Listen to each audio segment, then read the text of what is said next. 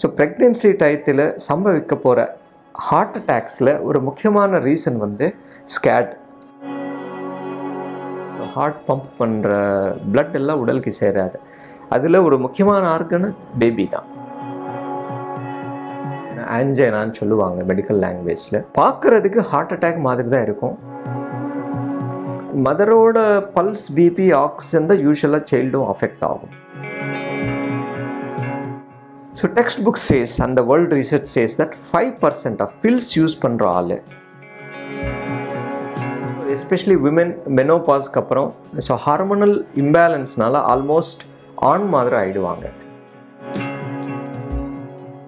Doctor Vikatan ஆடியன்ஸ்க்கு வணக்கங்க.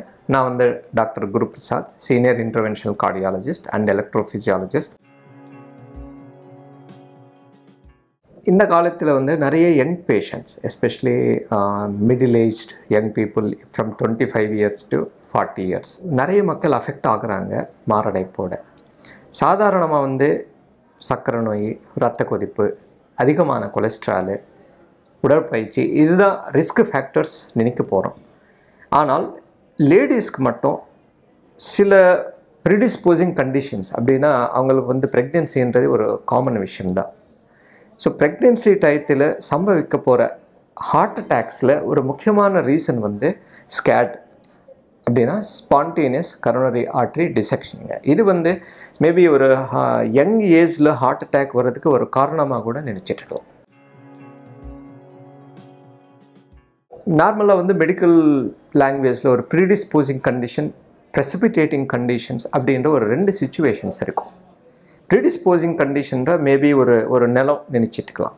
ஒரு சப்ஸ்ட்ரேட் இருக்கணும், ஏதாச்சும் ஒரு ஆபத்து சம்பவிக்கணும் அப்படின்னா. இப்போ சுகர் வந்து இன்ஃபெக்ஷன் வர்றதுக்கு ஒரு வாய்ப்பு, சில நோய்கள் இல்லைன்னா சில உடலில் இருக்கிற சில கண்டிஷன்ஸ் வந்து கரோனரி ஆர்ட்ரின்றது ஒரு இரத்த கொடை, ஹார்ட்டுக்கு பிளட் சப்ளை பண்ணுற ஒரு இரத்த கொடை.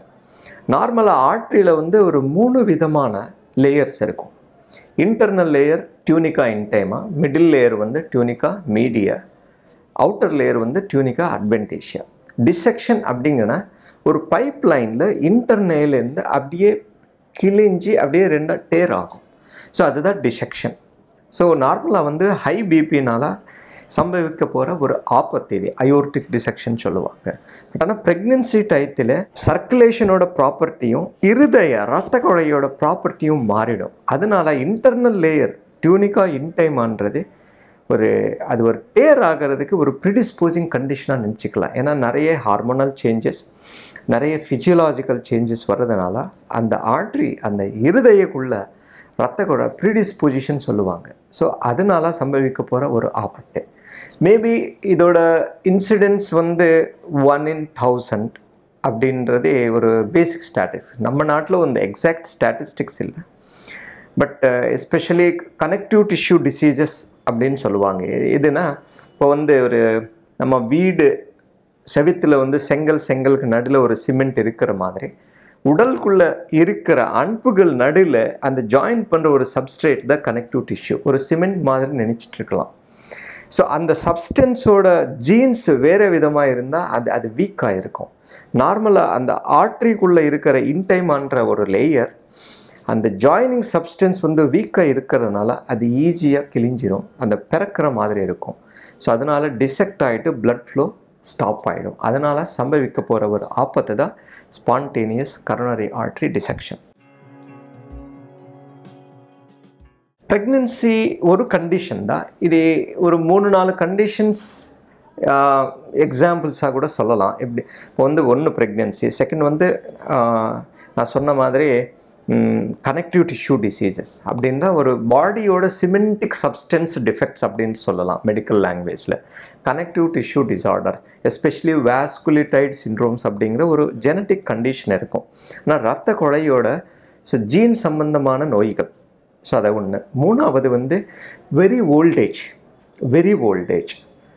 4வது வந்து ஹை பிளட் ப்ரெஷர்னால கூட அந்த ஃப்ளோ, அந்த இரத்த குழையோட ஃப்ளோ ஹையாக போகிறதுனால அந்த உள்ளே இருக்கிற லேயர் வந்து கொஞ்சம் கிழிஞ்சி அப்படியே டேர் ஆகும். ஸோ இந்த 4 ரீசன்ஸு முக்கியமான ரீசன்ஸாக சொல்லியிருக்கலாம்.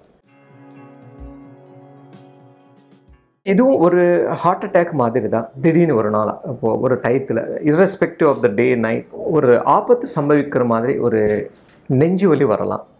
எக்ஸாக்ட்லி ஏன்னா ஆன்ஜைனான்னு சொல்லுவாங்க மெடிக்கல் லாங்குவேஜில். பார்க்குறதுக்கு ஹார்ட் அட்டாக் மாதிரி தான் இருக்கும், சிம்டம்ஸும் அப்படி தான் இருக்கும், அந்த நோயோட ப்ராப்பர்ட்டிஸும் அப்படி தான் இருக்கும். இசிஜி பார்த்தாலே ஹார்ட் அட்டாக் மாதிரி தான் இருக்கும். ஸோ ஏதாவது டவுட் இருந்தால் நெஞ்சு வலி, ஸ்வெட்டிங் வரும், வாமிட்டிங் வரலாம்.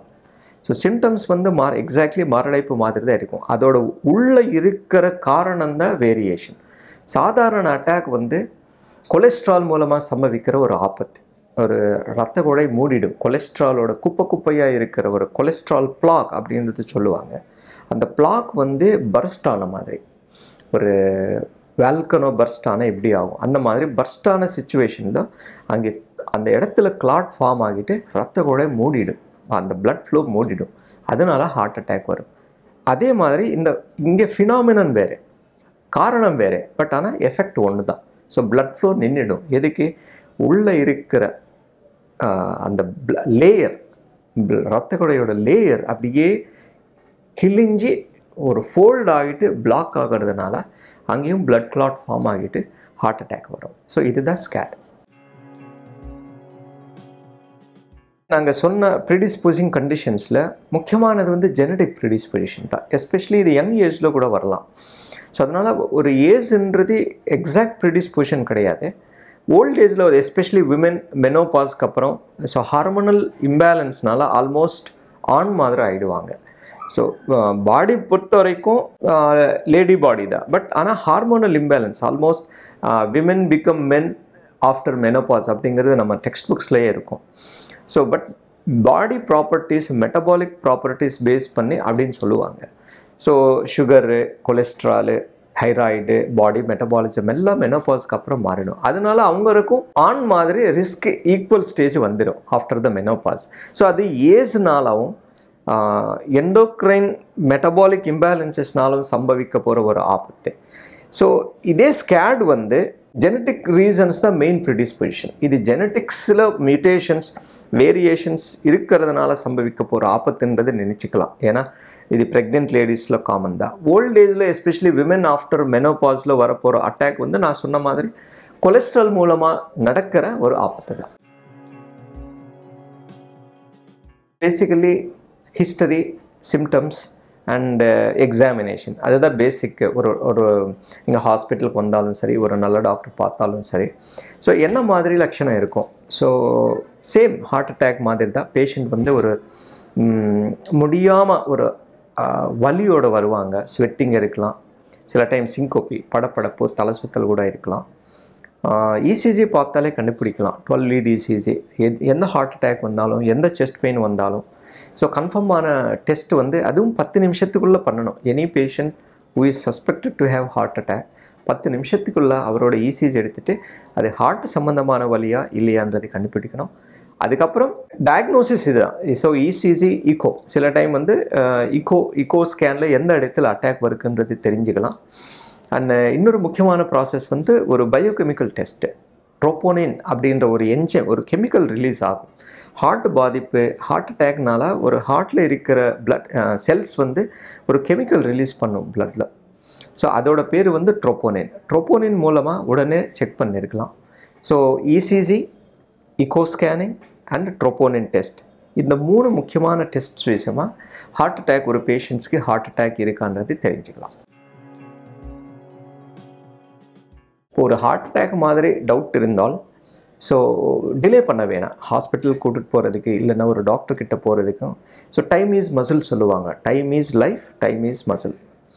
ஸோ அதனால் பேசிக் எய்ட்னா மேபி வீட்டில் ஆஸ்பிரின் இருந்தால் அது ஹார்ட், ஏன்னா யங் ஏஜில் ஒரு ப்ரெக்னென்ட் லேடிக்கு யங் ஏஜில் பெயினாக நிறைய ரீசன்ஸ் இருக்கும். எல்லா பெயினும் ஹார்ட் அட்டாக் மாதிரி எக்ஸ்பெக்ட் பண்ண முடியாது. ஸோ அதனால் சப்போஸ் இல்லை இது ஏதோ ஹார்ட் அட்டாக் மாதிரி தான் இருக்குது, ஏன்னா வீட்டில் இருக்கிற ஆளுக்கு நான் மெடிக்கல் பர்சன்ஸ்க்கு யாருக்குமே இது ஸ்கேடா இல்லைன்னா ரெகுலர் ஹார்ட் அட்டாக்ன்றது டிஃப்ரென்ஷியேட் பண்ண ஈவன் டாக்டர்ஸ்க்கும் செக் பண்ண முடியாது அது எப்படி டிஃப்ரென்ஷியேட் பண்ணுறது. இது ஒரு நோட்டபிள் பாயிண்ட். ஸ்கேடுன்றது ஆஞ்சியோகிராஃபிக் டயக்னோசிஸ்.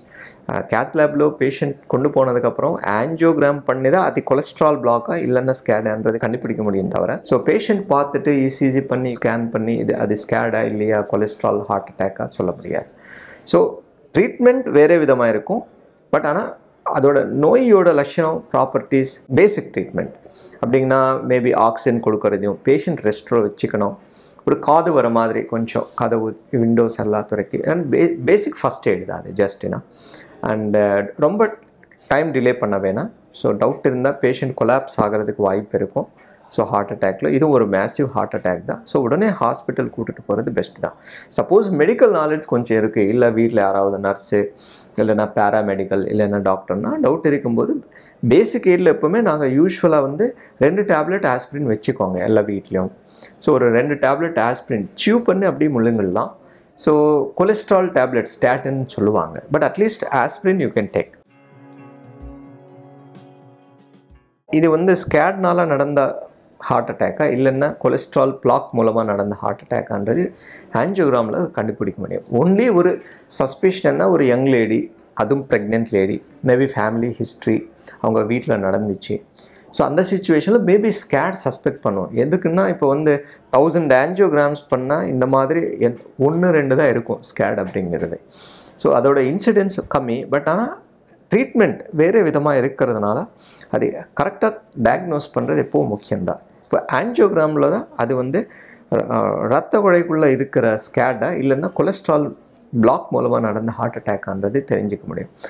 நார்மலாக வந்து சாதாரண ஹார்ட் அட்டாக்ல கொலஸ்ட்ரால் குப்பையாக இருக்கிறதுனால த்ராம்பஸ்ன்னு சொல்லுவாங்க.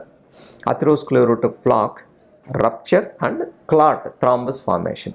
அது வந்து சில டைம் கிளியர் பண்ணுவோம். ஒன்று ஊசி மூலமாகவும் செகண்ட் வந்து அதை கிளியர் பண்ணிவிட்டு ஸ்டென்ட் வைப்போம். ஸோ அதுதான் ப்ரைமரி பிடிசிஏ ப்ரைமரி ஆஞ்சியோபிளாஸ்டின்றது சொல்லுவாங்க. பட் ஆனால் ஸ்கேடுன்றதே கொஞ்சம் வேறு விதமாக மேனேஜ் பண்ணுற மாதிரி இருக்கும்.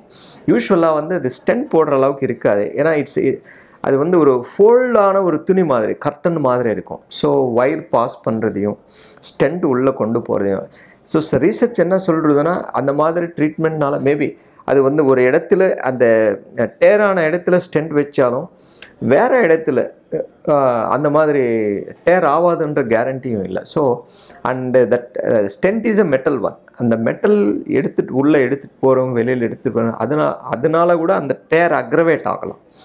So stent is not the basic treatment for a SCAD unlike normal heart attack. So அதுதான் முக்கியமான treatment differentiation.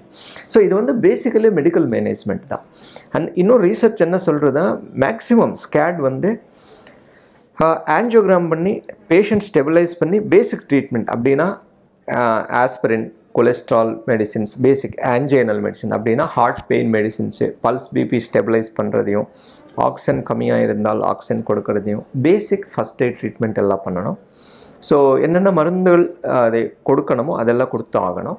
So maximum patients வந்து ஸ்கேட் மூலமாக ரிக்கவரி ஆகிறதுக்கு சான்ஸ் இருக்கும். ஸோ திரும்பி ஆஞ்சியோகிராம் பண்ணுற பேஷண்ட்ஸில் after the SCAD so the science says that most of them they may heal slowly. So அதுக்கு அக்ரெசிவாக ட்ரீட்மெண்ட் பண்ணுற அவசியம் இல்லை. ஸோ இனிஷியல் ஸ்டேஜில் அந்த ஆபத்து சம்பவிக்கிற ஸ்டேஜில் அதுவே ஒரு சுனாமி மாதிரி அது கொஞ்சம் ஸ்டெபிலைஸ் பண்ணி பேஷண்ட் கொஞ்சம் பெட்டரான மெடிக்கல் மேனேஜ்மெண்ட் கொடுத்தாலே மேக்ஸிமம் பேஷண்ட்ஸ் ரிகவரி ஆகிடுவாங்க. மதரோட பல்ஸ் பிபி ஆக்சிஜன் தான் யூஸ்வலாக சைல்டும் அஃபெக்ட் ஆகும். மதர் ஸ்டெபிலைஸ் பண்ண உடனே யூஸ்வலாக சைல்டும் ஸ்டெபிலைஸ் ஆகிறதுக்கு வாய்ப்பு இருக்கும். பட் ஆனால் சில கண்டிஷன்ஸ் வந்து இப்போ மேசிவ் ஹார்ட் அட்டாக் வர டயத்தில் ஹீமோடைனமிக் ஷாக்னு சொல்லுவோம் கார்டியோஜெனிக் ஷாக் அப்படிங்கன்னா ஸோ ஹார்ட் சுத்தமாக வேலை செய்யாது. மேபி கொஞ்சம் துடிப்பு பிரச்சனை வரலாம். இல்லைன்னா மேசிவ் ஹார்ட் அட்டாக்னால ஹார்ட்ன்றது ஒரு பம்பிங் தான். ஸோ அதோட பம்பிங் ஃபங்க்ஷன் ரொம்ப குறைவாக இருக்கிறதுனால பிபி ஏறாமல் இருக்கலாம். ஷாக் சொல்லுவாங்க அதுக்கு. ஸோ அந்த டயத்தில் உடலுக்கு பிளட் சேராது. ஸோ ஹார்ட் பம்ப் பண்ணுற பிளட் எல்லாம் உடலுக்கு சேராது. அதில் ஒரு முக்கியமான ஆர்கன் பேபி தான். ஸோ பேபிக்கும் ரொம்ப நேரம் அந்த ஃபுட்டு ரத்தம் சேரலைன்னா பேபி அஃபெக்ட் ஆகிறதுக்கு வாய்ப்பு இருக்கும் தவிர but pulse BP oxygen maintain பண்ணுற சிச்சுவேஷனில் மேக்ஸிமம் பேபிக்கு ஒன்றும் ஆகாது, ஈஸியாக காப்பாற்றிக்கலாம். ப்ரெக்னென்சி வராமல் யூஸ் பண்ணுற பில்ஸ் ஓரல் கான்ட்ரசெப்டிவ் பில்ஸ் சொல்லுவாங்க, OC pills. There nothing but steroids. So நார்மலாக ப்ரெக்னென்சி வராமல் யூஸ் பண்ணுற டேப்லெட்ஸில் ஸ்டீராய்ட்ஸ் தான் மேக்ஸிமம் இருக்கும். ஸோ டெக்ஸ்ட் புக் சேஸ் அந்த world research says that 5% of pills use பண்ணுற ஆள் ப்ரெக்னென்சி வராமல் 5% ஆஃப் தெம், 5 பேர் 100 பேரில் 5 பேருக்கு வந்து பிபி வரலாம், பிளட் விஸ்காசிட்டி ஏறலாம், ஏன்னா அதுவும் ஸ்டீராய்டு தான்.